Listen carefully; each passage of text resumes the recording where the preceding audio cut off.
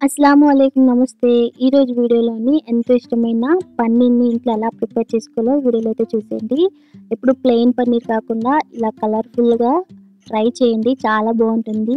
Colour పిల్లలు కూడా ఇష్టంగా తింటారు. తిని వారు కూడా ఈజీగా తినేస్తారు. ఇప్పుడైతే ఒక ప్లేట్‌లోని కొద్దిగా బీట్రూట్ తురుము, ఎండుమిర్చి ఒకటి, పచ్చిమిర్చి ఒకటి, 2 టేబుల్ స్పూన్ల వరకు జీలకర్ర, కొద్దిగా కొత్తిమీర, అలాగే క్యారెట్ వచ్చేసి కొద్దిగా తురుముకొని ఉంచేసుకోవాలి. ఒక బౌల్‌లోని 2 టేబుల్ స్పూన్ల వరకు వెనిగర్ వేసుకోండి. అలాగే 2 టేబుల్ స్పూన్ల వరకు వాటర్ వేసుకొని కలిపేసుకొని పక్కన పెట్టేసుకోవాలి. ఒకవేళ వెనిగర్ లేకపోతే నిమ్మకాయ చెక్కని ఒక 2 స్పూన్ల వరకు పిండేసుకొని కొద్దిగా వాటర్ వేసుకొని కలిపేసుకోవాలి. ఇప్పుడు స్టవ్ ఆన్ చేసి ఒక బౌల్ పెట్టేసుకొని నేను లీటర్‌న్నర వరకు పాలు తీసుకున్నాను. ఇలా చిన్న మంటలోనే మనకి ఒక పొంగు వచ్చేంత వరకు ఉడికించుకోవాలి. ఇలాగా పొంగు వచ్చిన తర్వాత మనం వెనిగర్‌ని కొద్దిగా వేస్తూ ఇలా ఉడికించుకోవాలి. ఒకేసారి అనేది వేసుకోకూడదు. ఇలా వేసేసుకొని మనకి పన్నీర్ ప్రిపేర్ అయిన తర్వాత ఫస్ట్ మనము క్యారెట్ ఇవన్నీ వేసుకున్నాం కదా, అవి కూడా వేసేసుకొని ఒక ఉడికొచ్చేంత వరకు ఉడికించుకోవాలి. చూసారు కదా, పన్నీర్ అనేది రెడీ అయిపోయింది. ఈ స్టేజ్లోనే మనం స్టవ్ ఆఫ్ చేసేసుకొని ఒక స్టెయినర్‌లోని ఇలా ఈ పన్నీర్ మొత్తాన్ని వేసేసుకోవాలి. వాటర్ అనేది కిందన వేస్ట్ అవుతుంది కదా. ఇప్పుడు ఈ పన్నీర్ మొత్తాన్ని ఒక వైట్ క్లాత్‌లోని వేసేసుకొని మిగతా వాటర్ అనేది తీసేసుకోవాలి.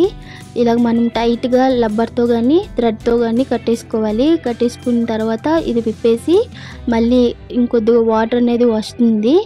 ఇలా మొత్తం అంతా తీసేసుకొని ఇలాగ ఒక బరువు అయింది ఏమైనా ఉంటే మీ దగ్గర, అది బరువు మొత్తము అంటే మనకి ఒక పన్నీర్ షేప్ రావడానికి మాత్రమే ఇలా బరువు అనేది పెట్టేసుకోవాలి. ఒక 10 నిమిషాల వరకు ఉంచేసుకొని ఇప్పుడైతే మనము చూద్దామండి. చాలా బాగుంటుంది. ఒకసారి మీరు ట్రై చేయండి. పన్నీర్ అనేది సూపర్గా ఉంటుంది. చూసారు కదా, ఎంత కలర్ఫుల్ అయిన పన్నీర్ రెడీ అయిపోయింది.